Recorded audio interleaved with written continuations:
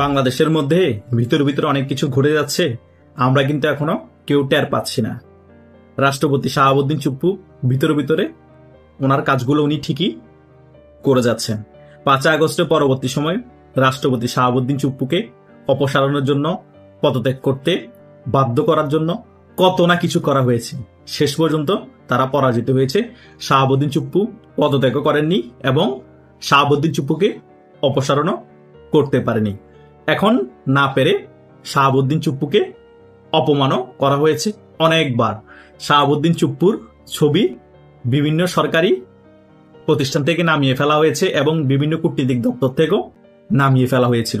তারা রাষ্ট্রদ্রোহিতার কাজ করেছিল একমাত্র শুধু রাষ্ট্রপতি শাহাবুদ্দিন চুপ্পুকে অপমানের জন্য।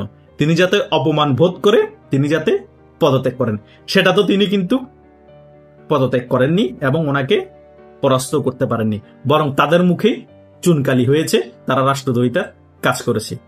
এই গত একদিন আগেই রাষ্ট্রপতি শাহাবুদ্দিন চুপ্পু সেনাবাহিনীর এক অংশের সাথে, কিছু ঊর্ধ্বতন কর্মকর্তার সাথে তিনি বৈঠক করেছেন গতকালকে। খুবই গুরুত্বপূর্ণ বৈঠক।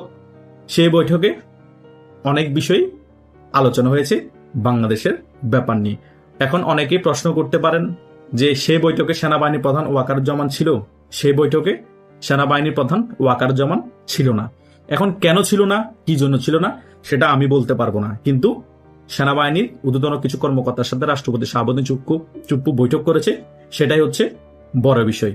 আগামীতে হয়তো বাংলাদেশে বড় কিছু ঘটতে পারে, সেই বিষয় নিয়েও আলোচনা হতে পারে, বা ওনাদের কোনো ব্যক্তিগত বিষয় নিয়েও আলোচনা হতে পারে।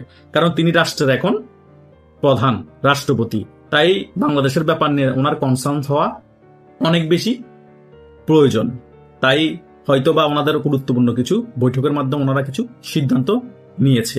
তাই আমি বলতে পারছি না আগামীতে হয়তো সেনা শাসন আসবে সে সিদ্ধান্ত নিচ্ছে, বা অন্যান্য বিষয় সিদ্ধান্ত নিচ্ছে, হয়তো বা সেনা কবে সে সিদ্ধান্ত নিচ্ছে, এটা আমি ফলাভাবে বলতে পারবো না। কিন্তু ওনাদের বৈঠক হয়েছে, সেটাই হচ্ছে গুরুত্বপূর্ণ বিষয়।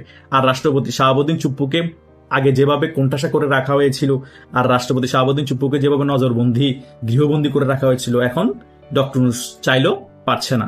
রাষ্ট্রপতি শাহাবুদ্দিন চুপ্পু তার মোটামুটি যে সকল কাজ সেগুলো তিনি করতে পারছেন, তারপরও ওনাকে নজরদারিতে রাখা হয়েছে উনি কি করছেন, কার সাথে বৈঠক করছেন, কিন্তু তবুও লাভ হচ্ছে না।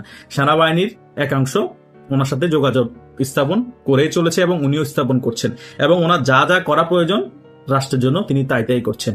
কারণ তিনি ভালো করেই জানেন আগামীতে নির্বাচনকে নিয়ে বাংলাদেশে কি পরিমাণ সহিংসতা হতে পারে।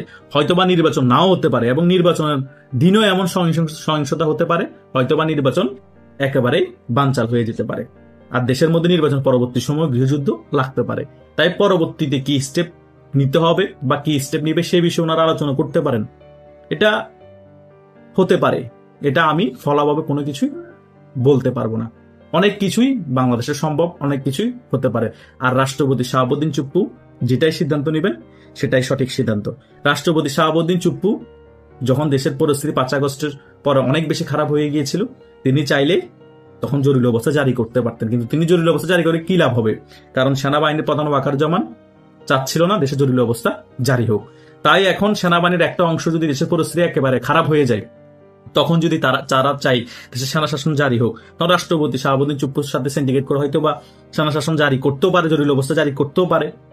অবাক হওয়ার কিছু নেই। বাংলাদেশে এরকম অনেক সেনা কু হয়েছে, বাংলাদেশে এরকম অনেক সেনা প্রধানের হত্যা হয়েছে, বাংলাদেশে এরকম অনেক রাষ্ট্রশাসকেরও হত্যা হয়েছে, যেখানে বঙ্গবন্ধু শেখ মুজিবুর রহমানের মতো রাষ্ট্রশাসককে সেনাবাহিনী হত্যা করে, যেখানে জিয়াউর রহমানের মতো সেনাপ্রধান এবং রাষ্ট্রপতিকে বাংলাদেশ সেনাবাহিনী হত্যা করতে পারে। সেখানে এখনো যে নতুন কিছু হবে না বা আগের মতো কিছু হবে না, সেটা আমরা কেমনে বলবো? এখনো তো রাষ্ট্রপতি সাথে হয়তো যোগসাজশ করে বাংলাদেশে আরেকটি সেনাকু হতে পারে, বা রাষ্ট্রপতি কিছুই জানলো না, রাষ্ট্রপতির সাথে জাস্ট যোগাযোগ রাখলো যাতে উনি জরুরি অবস্থা জারি করে, একটা পক্ষ কু করে ওয়াকারুজ্জামানকে হত্যা করে বাংলাদেশের সেনা শাসন জারি করলেও করতে পারে। বাংলাদেশের মতো দেশে সকল কিছুই সম্ভব, কারণ বাংলাদেশে মির্জাফরের জন্ম বেশি হয়। এটাই হচ্ছে বাস্তবতা। আপনার সাথে খাবে, আপনার সাথে ঘুমাবে, এবং ওই সেম আপনার পাতিলটা আবার ছিদ্র করে দিবে। বাংলাদেশের রাজনীতি এরকম। আর বাংলাদেশের যারা আসল রাজনীতিবিদ তাদের মধ্যে মির্জাফরও বেশি বাংলাদেশের মধ্যে। সে কারণে আশেপাশে যারা আপনার খুব কাছের ভাই বন্ধু বান্ধব তাদেরকেও বিশ্বাস করা যাবে না। সেটা সেনাবাহিনীর মধ্যে বলেন, রাজনীতির মধ্যে বলেন। সেনাবাহিনীর মধ্যে আপনার সাথে একসাথে এখন বসে আছে, রাতের বেলা প্ল্যানিং করতেছে কু করে আপনাকে মেরে ফেলার। বুঝেন নাই ব্যাপারটা? এটাই হচ্ছে বাস্তবতা। শেখ হাসিনা বিশ্বাস করে এই ওয়াকারুজ্জামানকে সেনাবাহিনীর প্রধান বানিয়েছিলেন, ওনার বিশ্বস্ত, ওনার কাছের, ওনার আত্মীয়। কিন্তু কি করেছে এই সেনাবাহিনীর প্রধান ওয়াকারুজ্জামানই কিন্তু শেখ হাসিনাকে মেরে ফেলার জন্য যত মেটিকুলাস ডিজাইন করা সকল কিছুর সাথে জড়িত ছিল। আল্লাহ ওনার হয়াত রেখেছে, সে কারণে বাধ্য হয়ে ওনাকে ভারত দিয়ে আসতে হয়েছে। তানলা শেখ হাসিনাও কিন্তু সেদিন মারা যেত 5 আগস্টের সময়। এটাই হচ্ছে বাংলাদেশের রাজনীতি। তাই বাংলাদেশের রাজনীতিতে প্রতি মুহূর্তে মুহূর্তে মির্জাফরের জন্ম হয়, প্রতি মুহূর্তে মুহূর্তে রাজনৈতিক প্রেক্ষাপট চেঞ্জ হয়। তাই রাষ্ট্রপতি যদি সেনাবাহিনীর ঊর্ধ্বতন কর্মকর্তার সাথে সত্যি বৈঠক করে থাকে, যদি কোনো গুরুত্বপূর্ণ আলোচনা হয়ে থাকে, আমি অবাক হব না। যদি আগামীতে কোনো ভয়ঙ্কর কিছু পরিকল্পনার কোনো প্ল্যানিং থাকে, সেটা তো আমি কোনো অবাক হব না। হতেই পারে বাংলাদেশে, কারণ বাংলাদেশে বেশি শক্তি রাজনীতি চলে। যার ক্ষমতা আছে তার কাছে সব, যার ক্ষমতা চলে গেছে সে কিছুই না। একটা রিকশালও তাকে গালি দেয়, এটাই হচ্ছে বাস্তবতা। একটা রিকশালও তাকে সম্মান দিতে চায় না, কিন্তু ক্ষমতায় যখন থাকে তখন সকলেই জয় জয়কার, সকলেই সবাই তার কাছে বিচার দেয়। একটা রিকশালও তখন বিচার দিত, আমি শেখ হাসিনার কাছে বিচার দিলাম, তিনি বিচার করবে।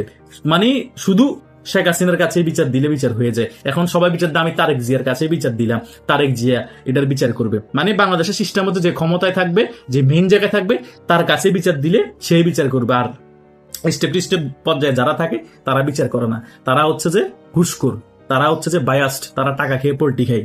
কথা বুঝেন না? এরকম মনে করে বাংলাদেশের জনগণ। বাংলাদেশের জনগণ হচ্ছে হুজুগে, তাই বাংলাদেশের জনগণের মধ্যে মির্জাফরের জন্মও বেশি হয়। কথা বুঝেন নাই? সে কারণে রাষ্ট্রপতি যদি তার প্ল্যানিং অনুযায়ী খেলাটা খেলতে পারে সেটা তো ভালোই। আর যদি কোনো প্ল্যানিং না থাকে, উল্টা রাষ্ট্রপতিকেই খেলে দেয়, তাহলে তো কিছু করার নাই। কারণ বাংলাদেশের রাজনীতি এখন খেলার উপর আছে। যার থেকেও যে বেশি ভালো খেলতে পারে সেই ক্ষমতা টিকে থাকতে পারে। রাষ্ট্রপতি ভালো খেলতে পারছে বিদায় 15-16 মাস এখনো রাষ্ট্রপতি তার পদে বহাল আছে। আগামীতে যদি আরো ভালো খেলতে পারে তাহলে আওয়ামী লীগেরও খুব ভালো সময় আসতে পারে। যদি ভালো খেলতে আগামীতে না পারে রাষ্ট্রপতি, উল্টা রাষ্ট্রপতিকে খেলে দেয়, তাহলে রাষ্ট্রপতিও মাইনাস, আওয়ামী লীগেরও ফিরে আসে একটু সময় লাগবে। তাই যার খেলা যত ভালো তার ফিরে আসার সুযোগ তত বেশি। সেই কারণে রাষ্ট্রপতির সাথে সেনাবাহিনীর ওই ঊর্ধ্বতন কর্মকর্তাদের বৈঠক অনেক বেশি গুরুত্ব বহন করে। এরকম আরো অনেকবার বৈঠক হয়েছে, কিন্তু এই বৈঠকটা খুবই বেশি গুরুত্ব বহন করে, কারণ নির্বাচন তফসিল হওয়ার আগ সময়ে, কারণ নির্বাচন আর বেশি সময় নেই। হঠাৎ করে এই বৈঠকটা কেন হলো? সকলের মনে জল্পনা কল্পনা, আমার মনে প্রশ্ন, অনেক প্রশ্ন মনের মধ্যে আছে। সেটার উত্তর আমি নিজে দিতে পারবো না, একমাত্র রাষ্ট্রপতি শাহাবুদ্দিন চুপ্পু তিনি দিতে পারবেন, এবং যে সকল সেনা কর্মকর্তার সাথে বৈঠক হয়েছে তারাই দিতে পারবে। আর কি আলোচনা হয়েছে সে জায়গায় আমি ছিলাম না, সে কারণে অ্যাকুরেট ভাবে আমি বলতে পারবো না, জাস্ট ধারণা করতে পারবো। এটাই হচ্ছে বাস্তবতা। তাই আগামী 3-4 মাসে বাংলাদেশে কি ঘটে, বা এই 1 মাসে বা ডিসেম্বর মাসে কি ঘটে, সেটার উপর অনেক কিছু নির্ভর করবে। তাদের বৈঠকে কি আলোচনা হয়েছে এবং বাংলাদেশে আগামীতে কি ঘটতে পারে।